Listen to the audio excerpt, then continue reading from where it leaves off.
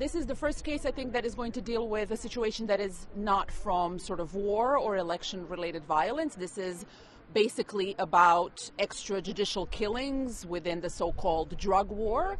So it's basically about a president ordering its forces to sort of clean up the streets from alleged narco traffickers, which led to thousands of civilian deaths. So I think it's also in that sense special, and of course it's the first case that relates to Asia that is leading to a trial. So in many ways it's really a first. Well, I think it's a big moment for the ICC because, as we know, the court has been through a couple of months that were really difficult.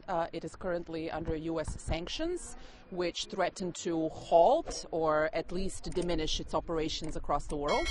It has, of course, dealt with also non-compliance, so its own member states not willing to, for example, arrest Netanyahu, the Israeli prime minister. So it's been through a couple of really rough months, and this is an opportunity for the court to show that it can deal with a big case and can have arrests and it can proceed as if things are quote-unquote normal.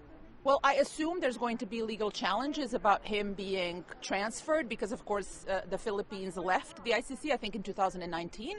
So I can imagine that's going to be the first sort of the first hurdle. But then it's going to be months and months of pre-trial, sort of processes. So I don't imagine that we're going to see a trial actually start before probably something like next year. We should recognize that the families of the victims in the Philippines played really important roles in just pushing this through, both for the ICC, for the Philippines to join the ICC initially, but also with collecting evidence, being in contact with the prosecutor's office. And I think for them it's really a victory because they've been now for years calling for justice for the murder of their family members. So I think for them it's probably a massive success.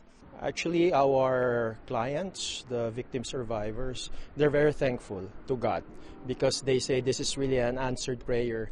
They did not really expect that justice can still be served to a powerful man such as Rodrigo Duterte. So they're very thankful.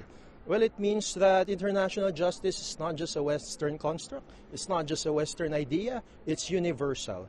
That's why the peoples of the world agreed in 1998 in Rome to establish a permanent criminal tribunal such as the ICC. And whether you're one from Asia or you're one from the Americas or you're one from Europe, you are bound by international criminal justice under the Rome Statute. In fact, just to point out a very emblematic example, one of our victim survivors, the son was actually murdered at night, and then the victim survivor herself was actually detained. And it was very traumatic for them.